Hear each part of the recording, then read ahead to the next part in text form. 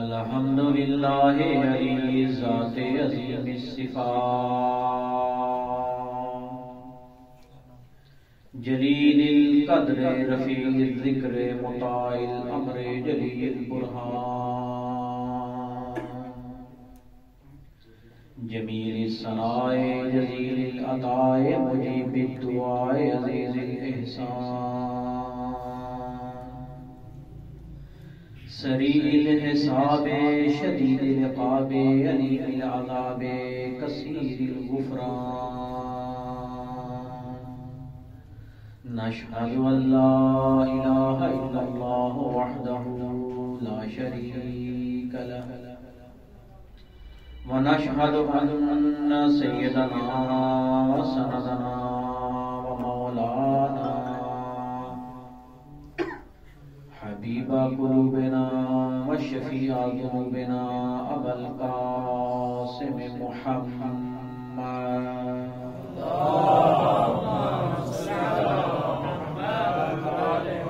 وعلى آله الطيبين الطاهرين المعصومين المنتجبين الذين أذهب الله عنهم الرجس أهل البيت ويطهرهم تطهيرا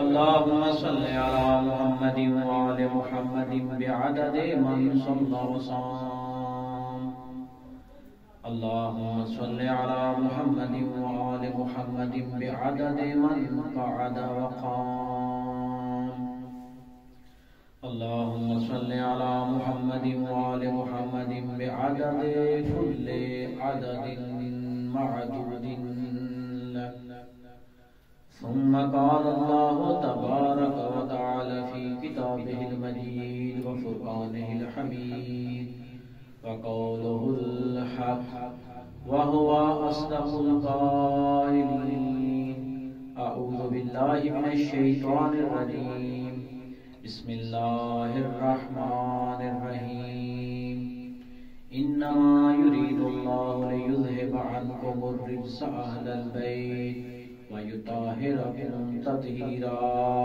صلوات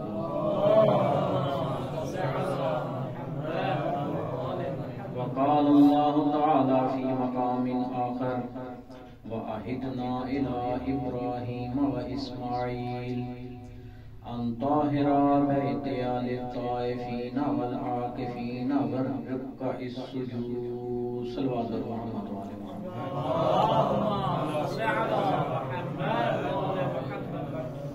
ماشاءاللہ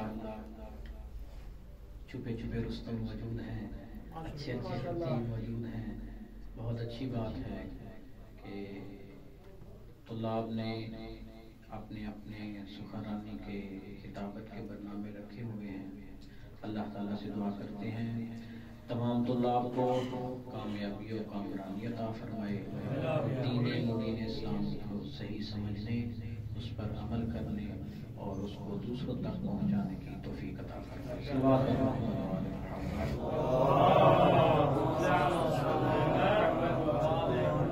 اللہ تعالیٰ کی ذات اپنی دائیں کتاب میں ارشاد فرما رہی ہے اور ہم نے ابراہیم اور اسماعیل سے یہ وعدہ لیا کہ ہم نے ایک گھر بنایا ہے لیکن وہ جو گھر ہے طاہرہ للبیتی للطائفین والعاکفین کہ یہ جو میرا گھر ہے یہ تم نے پاک کرنا ہے گھر میرا ہے پاک ابراہیم و اسماعیل نے کرنا ہے للطائفین والعاکفین والرکع السجود عبادت کرنے والوں کے لیے یہ گھر بنایا گیا ہے گھر میرا ہے پاک ابراہیم و اسماعیل نے کرنا ہے گھر خدا کا ہے گھر عبادت والوں کے لیے بنایا گیا ہے نماز پڑھنے والوں کے لیے اعتکاف کرنے والوں کے لیے رکوع کرنے والوں کے لیے سجدہ کرنے والوں کے لیے یعنی اس پاک ذات کی عبادت کے لیے یہ گھر بنایا اللہ نے لیکن اللہ فرما رہا ہے گھر میرا ہے، پاک ابراہیم و اسماعیل نے کرنا ہے۔ گھر میرا ہے، پاک ابراہیم و اسماعیل نے کرنا ہے۔ اللہ کا گھر ہے، پاک ابراہیم نے کرنا ہے۔ اے اللہ تیرا گھر ہے، خود کیوں نہیں پاک کر رہا؟ اللہ نے فرمایا گھر میرا ہے، پاک ابراہیم و اسماعیل نے کرنا ہے۔ لیکن دوسری آیت میں اللہ ارشاد فرما رہا ہے انما یرید اللہ لیذھب عنکم الرجس، گھر فاطمہ کا ہے، پاک میں نے کرنا ہے۔ اللہ کا گھر ہے، پاک ابراہیم نے کرنا ہے۔ فاطمہ کا گھر ہے، پاک خدا نے کرنا ہے۔ اے اللہ کیا پیغام دینا چاہ رہا ہے؟ عجب نہیں، اللہ کی آواز آئے جتنی ابراہیم و اسماعیل کی طاقت ہے اتنا خانہ کعبہ پاک ہے، جتنی اللہ کی قدرت ہے اتنا سیدہ کا گھر پاک ہے۔ جتنی ابراہیم و اسماعیل کی طاقت ہے اتنا اللہ کا گھر پاک ہے، جتنی اللہ کی قدرت ہے اتنا جناب سیدہ کا رحمت اللہ میں پڑھ رہا ہوں۔ امید کرتا ہوں کہ حوصلہ افزائی فرمائیں گے تاکہ شب تحصیلی کی وجہ سے جلد از جلد اپنے مطالب کو سمیٹ سکیں۔ صلوات پڑھیں محمد والے۔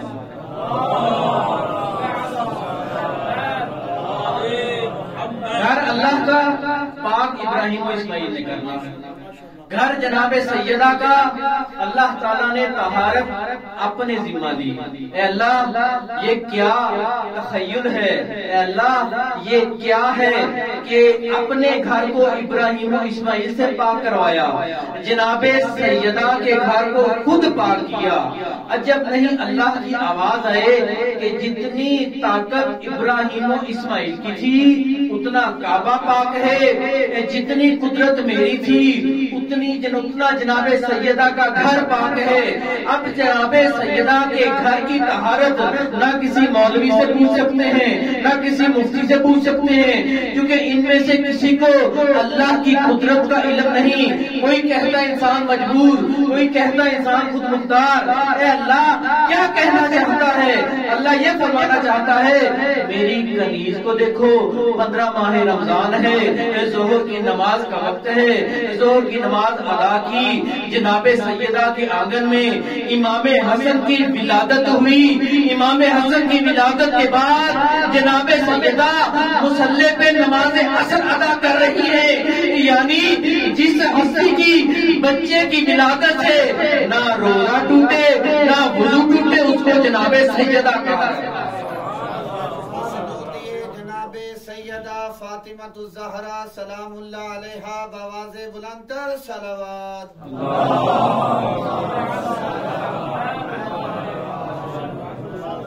اللہ تعالیٰ نے جناب سیدہ اور ائمہ معصومین کی طہارت و پاکیزگی کو اپنے ذمہ دیا ہے، کیونکہ ایام رئیس مکتب فقہ جعفریہ کے ہیں۔ انہی ہستیوں میں سے ایک عظیم ہستی، ایک پاک ہستی کہ جن کو رئیس مذہب فقہ جعفریہ کہا جاتا ہے۔ میں مختصر گفتگو مولا امام صادق علیہ السلام کی شخصیت پہ کرنا چاہتا ہوں۔ امام علیہ السلام ایک ایسی شخصیت کہ امام کا جب درس ہوتا، امام کے درس کے پیچھے یہ جملہ لکھا ہوتا، جو جملہ سب سے اہم ہمارے لیے ہے۔ امام کے پیچھے جملہ لکھا ہوتا لیس الیتیم قد مات والدہ، یتیم وہ نہیں کہ جس کا باپ اس دنیا سے چلا جائے، ان الیتیم یتیم العلم والحکمہ، یتیم وہ ہے کہ جس کے پاس علم اور حکمت نہ ہو۔ امام کی نظر میں وہ یتیم ہے کہ جس کے پاس علم اور حکمت نہ ہو، درس جاری ہے امام کا.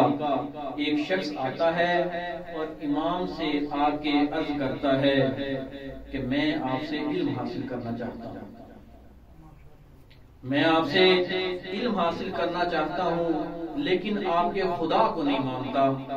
امام نے فرمایا اگر میرے خدا کو نہیں مانتا تو اپنے خدا کو مان لے.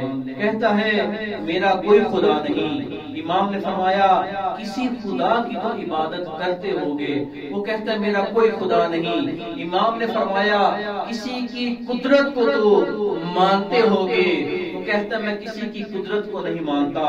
امام فرماتے ہیں یہ دنیا کیسے وجود میں آئی, کون وجود میں لایا؟ وہ کہتا ہے کہ میں داہریہ ہوں, میں لا مذہب ہوں, میں کسی طاقت کا قائل نہیں. میرا یہ ماننا ہے کہ یہ دنیا خود ہی وجود میں آئی اور خود ہی نیست و نابود ہو جائے گی. کیا آپ مجھے پڑھائیں گے؟ امام نے فرمایا بالکل تجھے پڑھاؤں گا. درس جاری رہا, وہ درس میں شرکت کرتا رہا. ایک دن کیا دیکھا امام نے کہ وہ حلیلے کے بیج کو پیس رہا تھا, کوٹ رہا تھا. امام علیہ السلام نے دیکھا, علم لدنی کے مالک نے دیکھا لوہا گرم ہے. امام آئے, اس کے پاس بیٹھے, آ کے پوچھتے ہیں کیا کر رہا ہے؟ وہ کہتا ہے آپ کے مکتب سے کچھ سیکھا ہے, آپ ہی فرما رہے تھے حلیلے کے بیج جلد کی امراض کے لیے بہت مفید ہے. میں یہ پیس رہا ہوں تاکہ اس کے ذریعے لوگوں کی جلد کا علاج کروں. امام نے فرمایا میرا بہت اچھا شاگرد ہے, بہت قابل شاگرد ہے, جتنی تعلیم حاصل کی ہے اس پر عمل بھی کر رہا ہے. مجھے یہ بتا کہ جو حلیلے کے بیج ہیں یہ کہاں سے آئے ہیں؟ حلیلے کے بیج کہاں سے آئے ہیں؟ وہ کہتا ہے کہ یہ درخت سے آئے ہیں. ماں فرماتے ہیں یہ بتا اس دنیا میں پہلے درخت تھا یا بیج تھا؟ پہلے درخت آیا یا بیج آیا؟ وہ کہتا ہے کہ پہلے درخت آیا. مولا پوچھتے ہیں اگر پہلے درخت آیا تو کس بیج سے آیا؟ وہ کس بیج سے آیا؟ کہتا ہے مولا آپ کی خدمت میں کچھ علم حاصل کیا ہے, ممکن ہے پہلے درخت اگا ہو, اس سے بیج گرا ہو. مولا فرمایا وہ درخت کہاں سے آیا؟ جب مشوش ہو گیا, پریشان ہو گیا, مولا سے عرض کرتا ہے چند دن آپ کی خدمت میں بیٹھا ہوں, جو کچھ حاصل کیا ہے اس سے اندازہ یہ لگا رہا ہوں زمین کے نیچے کچھ خلیے ہوتے ہیں جو نظر نہیں آتے, جن کو شعور نہیں ہوتا. ایک آب و ہوا میں جب مناسب کیفیت ہوتی ہے وہ خلیے جمع ہوتے ہیں, ایک بیج کی صورت اختیار کرتے ہیں جس سے درخت جو ہے نا جی ایک بیج کی صورت اختیار کرتے ہیں جس سے درخت اگتا ہے. امام فرماتے ہیں تجھے سمجھ نہیں آ رہی, نظر نہ آنے والے خلیوں کو مان رہا ہے, جس نے ان خلیوں کو جمع کیا ہے اس کا انکار کر رہا ہے. نظر نہ آنے والے خلیوں کو مان رہا ہے, جس نے ان کو جمع کیا ہے اس کا انکار کر رہا ہے. سوچ میں پڑھ کے کہتا ہے کلمہ پڑھتا ہوں, آپ نے نہ فقط خدا کو منوایا ہے بلکہ دل کی آنکھوں سے خدا کو دکھا بھی دیا.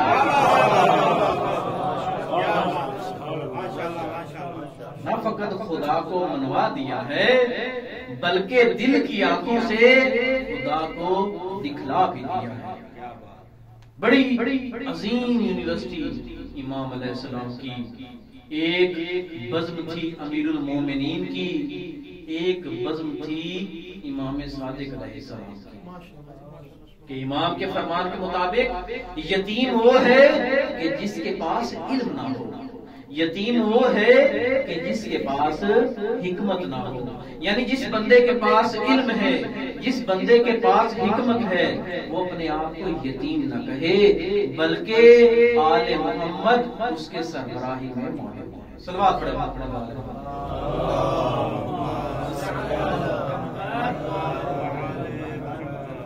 فخر کرنا چاہیے ہمیں.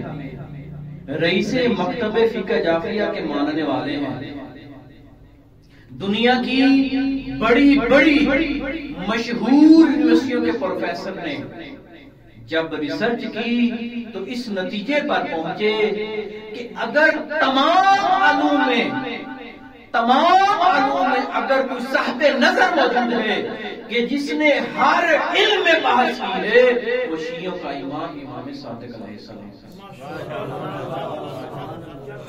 36 یونیورسٹیوں کے پروفیسر اکٹھے ہوئے اور تحقیق کرنا شروع کی ایک ایسی شخصیت پر کہ جس شخصیت نے دنیا کے ہر علم میں اپنی نظر پیش کی. فزکس والے نے امام صادق علیہ السلام کی تعلیم کردہ فزکس کے مقالات کو جمع کیا. کیمسٹری والے نے امام علیہ السلام کے بیان کردہ کیمسٹری کے فارمولوں کو جمع کیا. ہر علم پہ جب امام علیہ السلام کے مقالے جمع ہو گئے، معلومات جمع ہوگی، تو ایک ہی وقت میں جرمنی، فرانس اور ہالینڈ نے ان مقالات کو اکٹھا کر کے ایک کتاب بنائی. جب وہی انگلش والی کتاب ایران میں پہنچی تو ایران نے اس کا ترجمہ کیا، جس کا عنوان رکھا مغز جہان تشیع. مغز جہان تشیع.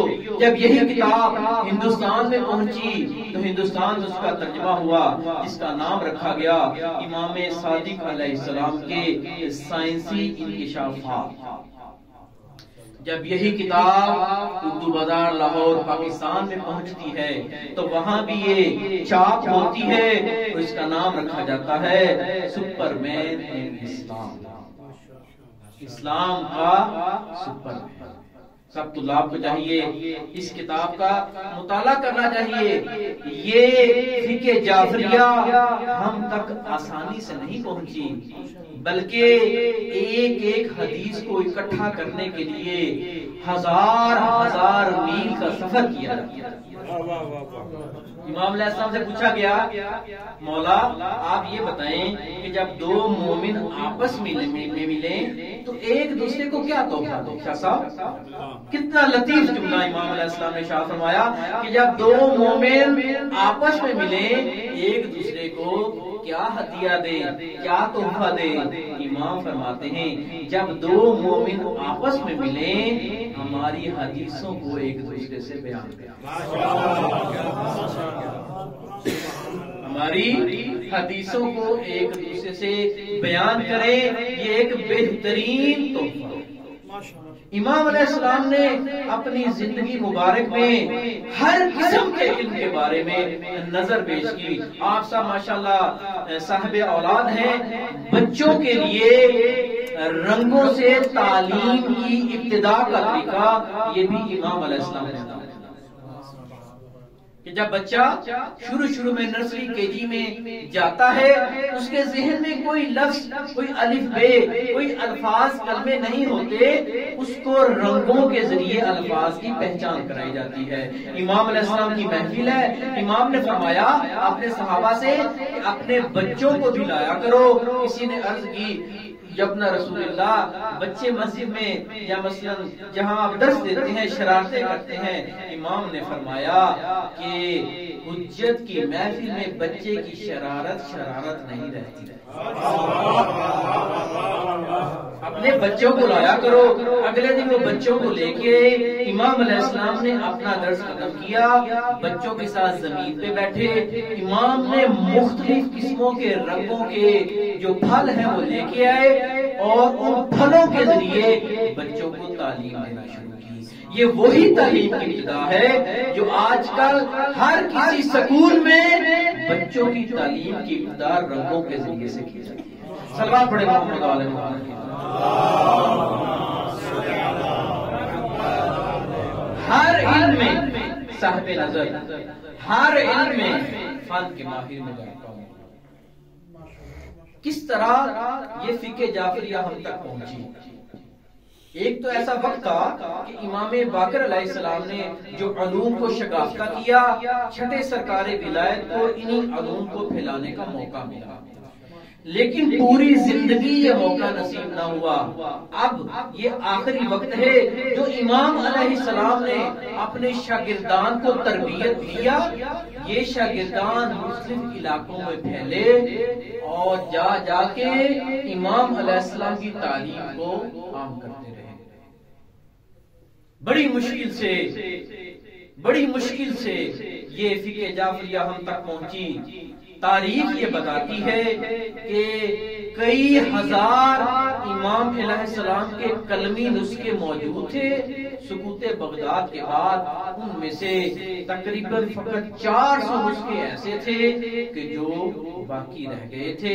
یہ آج کا جتنا علم معصومین کے ذریعے ان کے وکلاء کے ذریعے ہم تک پہنچا ہے یہ ان 400 نسخوں کے ذریعے پہنچا. کن مشکلات میں مصیبتوں میں ائمہ معصومین نے علوم محمد و آل محمد کو پھیلایا. میں ایک واقعہ بیان کر کے آپ کی زحمت کو تمام کرنا چاہتا ہوں. صلوات پڑھیں محمد و آل محمد. کوفے کا ایک شخص ہے اپنی بیوی کو طلاق دے دیتا. مقت جعفریہ کا ماننے والا نہیں ہے. علماء کے پاس جاتا ہے, مسئلے کا حل پوچھتا ہے. سب کہتے ہیں کہ تیری طلاق ہو گئی ہے, اس کا کوئی حل موجود نہیں ہے. بہرحال ایسے علماء بھی, درباری علماء بھی موجود ہوتے ہیں.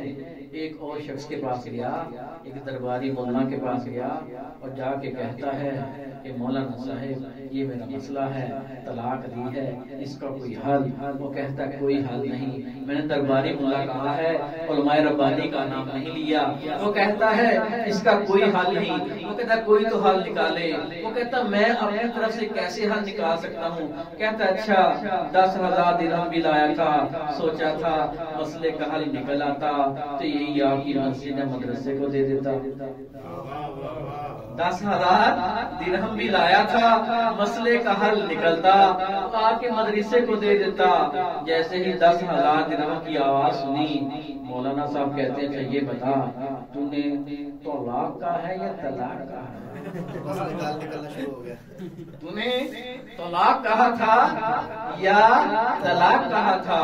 تو نے توئے ادا کی تھی یا تیگ سال کا؟ مولانا صاحب مجھے تجوید کا کہاں علم, 10,000 درہم ملنے تھے. مولانا مجھے کہاں تجوید کا علم, میں نے تو طلاق کہا تھا. ان کا طلاق نہیں ہوئی, 10,000 درہم مدرسے میں جمع کروا. مکتب اہل بیت کا ماننے والا نہیں, طلاق دے چکا, بہت پریشان, اپنے کوفے کے ہر عالم دین سے پوچھ لیا, کہیں مسئلے کا حل نہ نکلا. جیسے ہی مایوس ہو کے باہر نکلتا ہے, ایک شخص سے ملاقات ہوتی ہے. وہ کہتا ہے کہ تیرے مسئلے کا حل موجود ہے. وہ کہتا ہے کیسے؟ وہ کہتا ہے ایک ایسا مکتب ہے, حکومت کی طرف سے اس مکتب پر پابندی ہے اور اس مکتب کا بانی رسول کا بیٹا ہے کہ جو مدینے میں. وہ کہتا کیا رسول کا مکتب ابھی تک موجود ہے؟ کہتا ہے بالکل موجود ہے. جیسے ہی یہ سنا, طلاق دے چکا تھا, پریشان حال تھا, نہ جانے کیوں پریشان تھا, خوش کیوں نہیں, جو ہے نا جی, پریشان حال تھا, طلاق دے چکا تھا. جیسے ہی مدینے کا نام سنا, رسول کے بیٹے کا نام سنا, سامان سفر لیا, مدینے کی طرف چلا. مدینے پہنچا, مدینے میں پہنچ کے اس کی ملاقات ایک ایسے شخص سے ہوئی کہ جو کوفے سے آیا تھا کاروبار کے لیے اور مدینے میں رہائش پذیر تھا. آ کے اس سے کہتا ہے کہ یہاں پہ کوئی امام جعفر صادق ہے. جیسے ہی اس شخص نے سنا, فوراً اس کی بازو پکڑ کے اس کو مدینے سے باہر لے آیا اور لا کے کہتا ہے تجھے کہاں سے آیا ہے, کس نے بھیجا ہے, تجھے نہیں پتا میں خود کوفے سے آیا ہوں. مدینے میں اتنی سختی ہے, اس مکتب میں پابندی ہے, حاکم وقت کی طرف سے اتنی سختی ہے کہ جو بھی کوئی امام کا نام لیتا ہے اگلے دن اس کی لاش گلیوں میں ملتی ہے. اس طرح کا عالم تھا. جیسے ہی اس نے اس کو سمجھایا وہ سنتا رہا سمجھا کے اس نے کہا جا کوفے کی طرف، وہ خود مدینے کی طرف داخل ہوا، کیا دیکھا خود یہ بھی دوبارہ مدینے کی طرف آ رہا ہے، اسے پوچھ رہا ہے میں نے تو تجھے کہا ہے کہ بڑی سختی ہے، اگر تو اپنے آپ کو مروانے کا ارادہ رکھتا ہے تو آ، وہ کہتا ہے اب پتا چلا ہے حقیقی مذہب یہی ہے، پابندی فقط سچ پہ لگتے ہیں، پابندی فقط سچ پہ لگتی ہے، وہ کہتا ہے تیری مرضی، اب وہ سوچتا ہے کیسے تلاش کروں، پوچھتا ہوا آتا ہے محلہ بنی ہاشم آتا ہے، اب سوچتا ہے گلی کیسے تلاش کروں، دیکھتا ہے ایک ایسی جگہ ہے فوجی موجود ہیں، مخبریوں کی آنکھیں لگی ہوئی ہیں، تلواریں نیام سے نکلی ہوئی ہیں، اور اس گلی میں بہت زیادہ دہشت کا عالم ہے، وہ سمجھ آتا ہے کہ اسی گلی میں امام علیہ السلام کا گھر موجود ہے، اسی گلی میں امام کا گھر موجود ہے، آ کے تھوڑا سا صورتحال کو دیکھتا ہے، پتہ چل جاتا ہے امام سے ملاقات ممکن نہیں، واپس چلا جاتا ہے، اگلے دن وقت کو تبدیل کر کے آتا ہے، شام کو آتا ہے، کیا دیکھتا ہے ویسے ہی دہشت کا عالم ہے، پھر واپس چلا جاتا ہے، تیسرے دن وقت تبدیل کرتا ہے، رات کا وقت آتا ہے وہی عالم ہے، چوتھے دن صبح کی اذان کے وقت آتا ہے وہی عالم ہے، واپس چلا جاتا ہے، اب مدینے کی سرحد پہ بیٹھ کے سوچنا شروع کر دیتا ہے، مدینے کی سرحد پہ بیٹھتا ہے اور سوچنا شروع کر دیتا ہے، توجہ کیجئے گا، اب زبان بند ہے، دل کی زبان سے آوازیں اٹھ رہی ہے، اور دل کی آوازوں سے سوچ کے دل کی آواز سے امام کو پکارتا ہے، 3 دن ہو گئے ہیں آپ کے لیے آیا ہوں لیکن کوئی امید نظر نہیں آ رہی، اور آپ اس بات سے یقینی طور پہ متفق ہوں گے جب دل کی محبت سے آواز آئے یقیناً ادھر سے جواب بھی آتا ہے۔ 3 دن ہو گئے ہیں ملاقات کے لیے آیا ہوں، ملاقات نہیں ہو رہی، واپس جانے کا ارادہ کرتا ہے، پھر واپس آ جاتا ہے، پھر واپس کوفے جانے کا ارادہ کرتا ہے، نہ جانے کون سی چیز اسے دوبارہ کھینچ کے مدینے کی سرحد پہ لے آتی ہے، جب دل کی آواز سے، دل کی دھڑکنوں سے امام کو پکارا، ابھی بیٹھا سوچ رہا ہے، ادھر سے ایک آواز آئی سبزی لے لو، سبزی لے لو، فوراً متوجہ ہوتا ہے، کیا دیکھتا ہے کہ مدینے میں ایک شخص سبزی بیچنے والا داخل ہو رہا ہے، اسے پوچھتا ہے کہاں جا رہے ہو؟ مدینہ جا رہا ہوں، کیا تمہیں کوئی پوچھتا نہیں؟ میں تو سبزی بیچنے والا ہوں، مجھے کس نے پوچھنا ہے؟ کیا کبھی محلہ بنی ہاشم گیا ہے؟ روزانہ جاتا ہوں۔ کیا امام علیہ السلام کی گلی میں گیا ہے؟ میرا تو روزمرہ کا معمول ہے، میں تو روزانہ وہاں سے گزرتا ہوں۔ کیا کبھی امام کو دیکھا ہے؟ کیا کبھی امام کی زیارت کی ہے؟ کیا کبھی امام کو سبزی بیچی ہے؟ کہتے نہیں، امام علیہ السلام کے اقدس سے گزرتا ہوں، امام کا خادم آ کے سبزی لے جاتا ہے، تجھے کوئی روکتا نہیں، میرا کسی سے کیا کام، میں تو سبزی فروش ہوں، مجھے کسی نے کیا پوچھنا۔ اچھا سبزی بیچو گے؟ دل کی آواز سے امام کو پکارا نا، سبزی بیچو گے؟ کیا سبزی لینی ہے؟ نہیں، ساری سبزی بیچو گے؟ جیسے ساری سبزی کا نام آیا، اس نے سبزی بیچی، اس نے اپنا شاہانہ لباس اتارا، اس کو دیا، اس کا لباس پہنا، اور اب سر پہ سبزی رکھ کے سبزی لے لو، سبزی لے لو کہہ کر مدینہ کے اندر داخل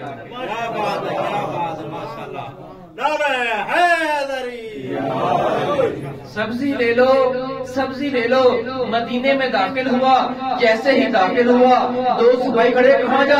اچھا تو سبزی والا ہے، جا تو سبزی والا جا۔ اب جاتا ہے، محلہ بنی ہاشم پہنچتا ہے، کیا دیکھتا ہے؟ سپاہیوں کی تلواریں، مخبریوں کی نظریں، دہشت کا عالم۔ اب زبان کے الفاظ سے سبزی نہیں بیچ رہا، اب دل کی آوازیں، دل کی دھڑکنیں تیز ہیں، جیسے ہی گلی میں داخل ہوا سوچ رہا تھا اب کون سا دروازہ ہے جو امام کا دروازہ ہوگا، کیونکہ پہلے بھی گلی سے واپس چلا گیا تھا۔ کیا دیکھتا ہے ایک ایسا دروازہ ہے جس کی چھتوں پہ سپاہی کھڑے ہیں، ہر طرف نظریں اس دروازے پہ ہیں۔ سمجھ آتا ہے یہ وہی دروازہ ہے کہ جس کے لیے میں چند دن مدینے کی سرحد پہ بیٹھا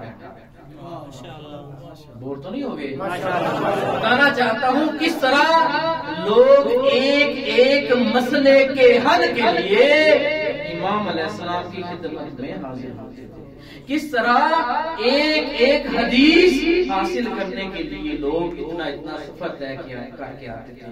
گلی میں داخل ہوا، جیسے ہی امام علیہ السلام کے در اقدس کے سامنے آیا، ابھی تک آپ میری مجلس کو کانوں سے سن رہے ہیں، میں التماس کروں گا اب اپنے دلوں کے دروازے خود بھی کھولیں، لے جائیں اپنے آپ کو اسی در اقدس کے سامنے اور محسوس کریں کہ آپ بھی مکتب جعفریہ کے طالب علم ہیں، آپ نے بھی آج کی رات امام سے علم حاصل کرنا ہے، خیرات مانگنی ہے، توجہ ہے نا جی، اب دل کے دروازوں کو کھولیں۔ امام کے دروازے در اقدس کے آگے آتا ہے، اب جیسے ہی بالکل مستقیم امام کے در اقدس کے سامنے آتا ہے، اب پاؤں بڑھانا چاہتا ہے، سوچتا ہے اگر یہ پاؤں بڑھ گیا تو ساری محنت ضائع۔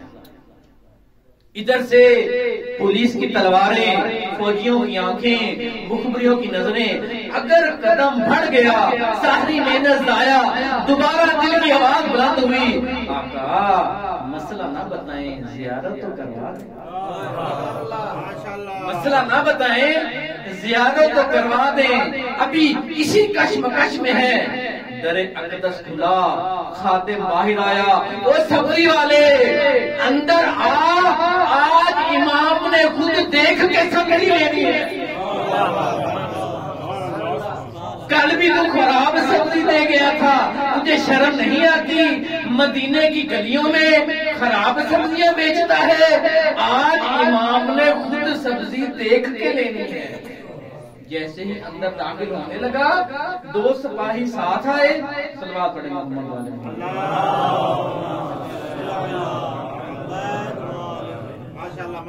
داخل ہوا، سپاہیوں نے کہاں جا رہے ہو؟ دو سپاہی اس کے ساتھ امام علیہ السلام کے صحن اقدس میں آئے۔ اب اس نے سبزی کا ٹوکرا صحن کی زمین پہ رکھا، انتظار کرنے لگا۔ خادم آ چکا تھا، اب انتظار کر رہا تھا کہ اتنا عرصہ ہو گیا ہے، انتظار کر رہا ہوں، یقیناً آپ کے دل بھی اسی صحن اقدس میں پہنچ گئے ہیں۔ شاہ صاحب توجہ کیجیے گا، اب بیٹھا ہوا ہے، سوچ رہا ہے کیسا تھا رسول، کیسا تھا حسن علی، کیسا تھا حسن کی کریمی، کیسی تھی حسین کی شجاعت، آج سب کچھ دیکھ کے یہاں سے جاؤں گا۔ ابھی یہ سوچ ہی رہا تھا، در اقدس خدا، امام علیہ السلام نے قد مبارک بڑھایا، امام کے چہرے اقدس کی طرف ایسے ہی دیکھتا رہا جیسے مصر کی عورتیں جناب یوسف کو دیکھتی ہیں۔ امام کے چہرہ اقدس کی طرف دیکھتا رہا جیسے مصر کی عورتیں جناب یوسف کو دیکھتی رہیں۔ فرق اتنا تھا، وہاں انگلیاں کٹی، یہاں دل میں دھڑکنے پڑ گئے۔ قدم مبارک آئے، امام علیہ السلام اس کے سامنے آ کے بیٹھے، امام علیہ السلام نے سبزی سے کپڑا ہٹایا۔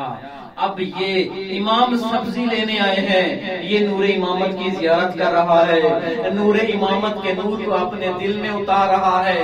مجھے یقین ہے آپ کے دل بھی وہاں پہنچے ہوئے ہیں، امام کے نور امامت کو لے رہا ہے۔ ابھی تھوڑا سا نزدیک ہوا، امام نے فرمایا تیری طلاق نہیں ہوئی، تیری طلاق نہیں ہوئی۔ عرض کرتا ہے یا ابن رسول اللہ، میں نے تو آپ سے سوال ہی نہیں پوچھا۔ امام فرماتے ہیں معصوم سوال کا محتاج نہیں ہے، معصوم سوال کا محتاج نہیں ہوتا۔ عرض کرتا ہے مولا 3 دن ہو گئے ہیں، تڑپ رہا ہوں، زیارت کا موقع نہیں دیا۔ مولا نے فرمایا اے کاش پہلے دن سے ہی دل کی دھڑکنوں سے مجھے پکارتا، میں اسی دن وسیلہ بنا دیتا، پہلے دن ہی دل کی دھڑکنوں سے پکارتا میں اسی دن وسیلہ بنا دیتا. کہتا ہے مولا مانتا ہوں آپ کا جواب مجھے قبول ہے. وہاں کوفہ کے مفتی بیٹھے ہوئے ہیں. گھر جا کے آپ کی دعاؤں کا محتاج ہوں. جو جملہ آپ کی خدمت میں پیش کرنے جا رہا ہوں. مولا جواب مل گیا. کوفے کے مفتی بیٹھے ہیں. وہ واپس جاؤں گا پوچھیں گے جواب لے کے آ گیا ہے دلیل کیا ہے. مولا فرماتے ہیں وقت ہوتا وہ قرآن کی آیات روایات سے ثابت کرتا لیکن کوفے کے مفتیوں کو جا کے فقط اتنا کہتے نا تو نے طلاق دی ہے غصے میں. غصہ حرام ہے. حرام حالت میں حلال کام نہیں ہوتا. نعرہ تکبیر، نعرہ رسالت، نعرہ حیدری، بر محمد و آل محمد بلندتر صلوات. غصہ ہے حرام. حرام حالت میں کوئی حلال کام نہیں ہوتا. لہذا تیری طلاق واقعہ نہیں ہوئی. اتنی دلیل سننی تھی. جب نور امامت نے اس کے دل کو منور کیا. جب محبت اہل بیت آتی ہے سب سے پہلا کام کیا ہوتا ہے؟ انسان کا خوف دور ہو جاتا ہے. جب محبت اہل بیت دل میں آئی نعرہ لگا کے کہتا ہے علی حق. اتنا کہہ کے بلند ہوتا ہے. جیسے ہی بلند ہوا سپاہیوں نے پکڑا اور کہا ہمیں پہلے ہی شک تھا کہ تو امام کا ماننے والا ہے اب تجھے قتل کریں گے. وہ کہتا ہے میں مر تو پہلے ہی چکا ہوں اب مجھے قتل کا کوئی ڈر نہیں. اب مجھے قتل کا کوئی ڈر نہیں ہے. اتنا کہنا تھا. جاتے جاتے امام سے مخاطب ہو کے کہتا ہے ابن رسول اللہ مجھے فقط اتنا بتا دیں مجھے فقط اتنا بتا دیں مدینے کی سرحد سے میں واپس جانا چاہتا تھا پھر واپس مدینے تک آیا. واپس جانا چاہتا تھا پھر واپس آیا. مجھے فقط اتنا بتا دیں میرا دل کیوں واپس جانے کو کیا. امام نے فرمایا جاہلیت کا دور تھا. تیری ماں جاہلیت کے دور میں برائی کا ارادہ کرنے کے لیے گھر سے نکلی. ارادہ تبدیل کر کے واپس آئی. پھر ارادہ کر کے نکلی. ارادہ تبدیل کر کے واپس آئی. 3 دفعہ اس نے برائی کا ارادہ کیا لیکن واپس آ گئی. اگر تیری ماں نے تیری ولادت میں کسی قسم کی خیانت کی ہوتی آج تو میرے سامنے نہ ہوتا.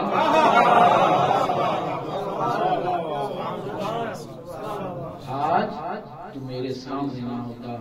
فقہ جعفریہ آسانی سے نہیں پہنچی. فقہ جعفریہ بڑی مشکل سے پہنچی ہے.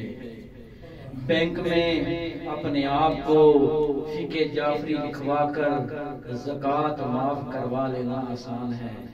فقہ جعفریہ پہ عمل کرنا مشکل ہے. پورا سال تندرست رہ کے ماہ رمضان میں ڈاکٹر سے نسخہ لکھوا کر روزے معاف کروا لینا آسان ہے. فقہ جعفریہ پہ عمل کرنا مشکل ہے. آخر اتنی عظیم تو یہ فقہ جعفریہ تھی.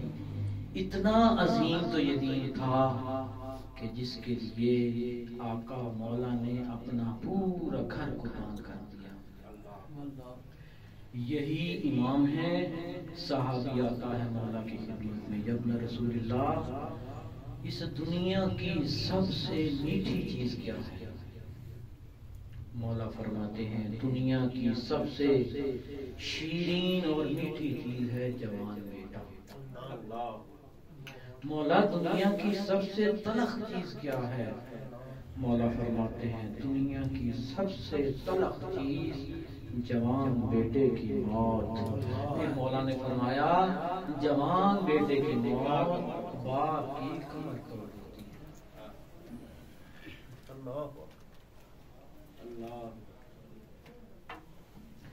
جوان بیٹے کی موت باپ کی کمر توڑ دیتی ہے.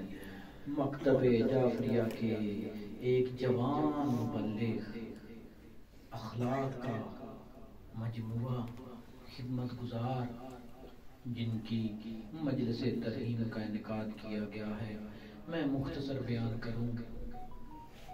28 رجب کو جب سید الشہداء نے مدینہ چھوڑا، شب عاشور تک مولا کا ایک مؤذن تھا حجاج بن مسروق۔ جب بھی نماز کا وقت ہوتا حجاج کو کہا جاتا حجاج اذان دیتا، لیکن جب صبح عاشور ہوئی مولا نے فرمایا آج حجاج اذان نہیں دے گا، آج میرا بیٹا علی اکبر اذان دے گا۔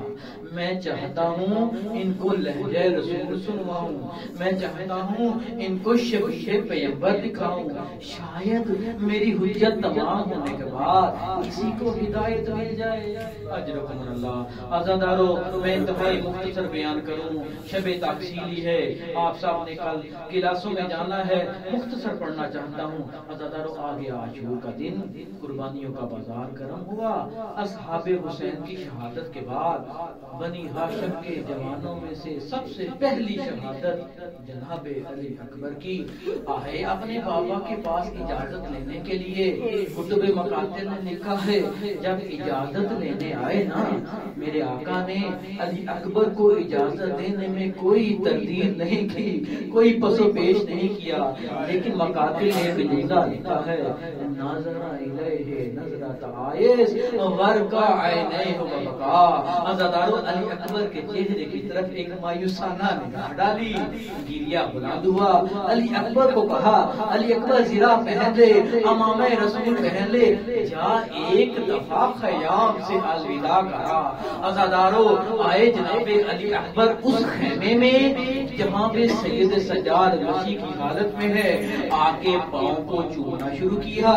پاؤں کو چوم کے آتے ہیں عقیلہ بنی ہاشم کے پاس، آ کے کہتے ہیں پھوپھی اماں، پھوپھی اماں، میرے بھائی سجاد کو کہیے گا علی اکبر آخری سلام کے لیے آیا تھا۔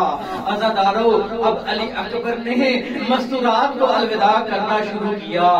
خیمے کی کیا حالت ہے، درمیان میں علی اکبر کھڑے ہیں، مستورات نے ارد گرد گھیرا بنایا ہوا ہے۔ زندہ علی اکبر کا ماتم شروع ہوا، گریہ بلند ہوا۔ گریے کا بلند ہونا تھا، سید سجاد کی آنکھ کھلی، آ کے کہتے ہیں بھیا علی اکبر یہ اجازت کس نے دی ہے؟ کہتے ہیں بابا نے اجازت دی ہے۔ بھیا علی اکبر یہ تلوار مجھے دو، یہ لباس مجھے دو، میں میدان کی طرف جاؤں۔ کہتے ہیں سجاد بھیا آپ جانے اور شام کا بازار۔ عزادارو، دونوں بھائیوں نے ایک دوسرے کو گلے سے لگایا، گریہ بلند ہوا۔ بیویاں جدا کرنا چاہتی ہیں، جدا نہیں ہو پاتے۔ سید الشہداء آگے بڑھے، ایک ہاتھ علی اکبر کے کاندھے پہ رکھا، ایک ہاتھ سید سجاد کے کاندھے پہ رکھا، گریہ بلند کر کے کہتے ہیں بیٹا میری اپنی قسمت۔ عزادارو، سید الشہداء نے علی اکبر کو جدا کیا اور کہا جا میدان کی طرف۔ عزادارو، جیسے ہی علی اکبر میدان کی طرف گئے، ابھی چند قدم چلے تھے، کیا دیکھا؟ محسوس کیا جیسے پیچھے سے کوئی آ رہا ہے۔ گھوڑے کو روکا، پیچھے دیکھا، غریب کربلا ضعیف باپ دوڑتا ہوا علی اکبر کے پیچھے آ رہا ہے۔ عزادارو، علی اکبر گھوڑے سے اترے، اپنے بابا کے پاس ہے، بابا آپ نے ہی تو میدان میں بھیجا ہے، اجرکم اللہ۔ عزادارو، سید شہداء کہتے ہیں علی اکبر بیٹا تو ضعیف باپ ہوتا، تیرا جوان بیٹا ہوتا، میں دیکھتا کس طرح تجھے میدان کی طرف بھیجتا۔ جاؤ علی اکبر میدان کی طرف، لیکن یاد رکھو علی اکبر ایک کام کرو، جب تک ممکن ہو پیچھے مڑ مڑ کے بابا کو دیکھتے رہنا۔ بڑی محبت تھی علی اکبر سے، اجرکم اللہ۔ عزادارو، آئے علی اکبر میدان میں، 120 ملائین کو فنہار کیا۔ ادھر ضعیف باپ ہے، بیٹے کی جدائی برداشت نہیں ہو رہی، آئے جناب ام لیلا کے کمرے میں. ام لیلا میں نے نانا سے سنا ہے کہ ماں کی دعا اپنے بیٹے کے حق میں قبول ہوتی ہے. ایک دفعہ دعا کر میرا علی اکبر زندہ واپس آ جائے. جناب ام لیلا نے خاک کربلا کو سر میں ڈالا, دعا کی یا راد یوسف و یعقوب, اے یعقوب کو یوسف ملانے والی ذات ایک دفعہ میرا علی اکبر واپس آ جائے. عزادارو دعا قبول ہوئی, علی اکبر واپس آئے. کیا حالت ہے, زخموں سے چور ہیں, زخم کے منہ کھلے ہوئے ہیں. آ کے بابا سے کہتے ہیں بابا العطش قد قتلنی, بابا پیاس نے مجھے مار ڈالا. علیہ شربت من الماء سبھی, بابا ایک گھونٹ پانی کا مل جائے. عزادارو سید الشہداء نے اپنی زبان کو علی اکبر کے منہ میں رکھا. جیسے ہی علی اکبر کے منہ میں زبان آئی تڑپ کے زبان کو باہر نکالا. بابا آپ تو مجھ سے بھی زیادہ پیاسے ہیں. سید الشہداء نے ایک انگوٹھی دی, کہا بیٹے اس انگوٹھی کو چوس لے, تیرے نانا ساقی کوثر جنت میں سیراب کرانے کے لیے منتظر ہیں. عزاداروں دوبارہ آئے میدان کی طرف, 80 ملائین کو فدار کیا. پیاسا علی اکبر کڑیل جوان, ایک ظالم نے نیزے کا وار کیا, جگر میں نیزہ پیوست ہوا. اب حالت کیا ہے, جدھر علی اکبر کا گھوڑا جاتا ہے, جس کے ہاتھ میں تلوار ہے وہ تلوار مارتا ہے, جس کے ہاتھ میں نیزہ ہے وہ نیزہ مارتا ہے. عزادارو زخموں کی تاب نہ لاتے ہوئے علی اکبر آئے زمین سے زمین کی طرح صدا دی اپنے بابا کو علیہ السلام. عزادارو آئے علی آئے سید الشہداء اپنے بیٹے کی طرح. حالت کیا ہے, بیان کر رہے ہیں یا علی یا علی, نہ جانے کس علی کو صدا دے رہے ہیں. ممکن ہے اپنے بابا علی کو صدا دے رہے ہوں. بابا علی آئیے جوان بیٹے کی لاش اٹھانے میں مدد کیجیے. ممکن ہے علی اکبر بیٹے کو صدا دے رہے ہو. اے میرے بیٹے, تیری شہادت سے میری آنکھوں کا نور چلا گیا, مجھے جواب دے, تیرے جواب کے ساتھ تیری لاش پہ پہنچوں. عزادارو بالآخر شہید کربلا زانو بے لاش پسر رسید کہنیوں کے بل اپنے بیٹے کے لاشے پہ آئے. بیٹے کے لاشے پہ آ کے کہتے ہیں یا بنیا علی الدنیا بعد خلفا, اے میرے بیٹے تیرے بعد اس دنیا پہ خاک. لقد استرحت من الدنیا وبقي ابوك الفریدا, میرے بیٹے تو غموں سے نجات پا گیا, تیرا بابا تنہا رہ گیا. عزادارو روح علی اکبر نے پرواز کیا. اب ضعیف باپ ہے, جوان بیٹے کی لاش ہے, اٹھائے تو اٹھائے کیسے. عزادارو اٹھایا, چند قدم چلے, لاش کو زمین پہ رکھا, پھر چند قدم چلے, پھر لاش کو زمین پہ رکھا. روایات کہتی ہیں 3 دفعہ لاش کو زمین پہ رکھا. جوانہ نے بنی ہاشم سے مخاطب ہو کے کہتے ہیں ضعیف باپ ہے, جوان بیٹے کی لاش اٹھانے میں مدد کیجیے.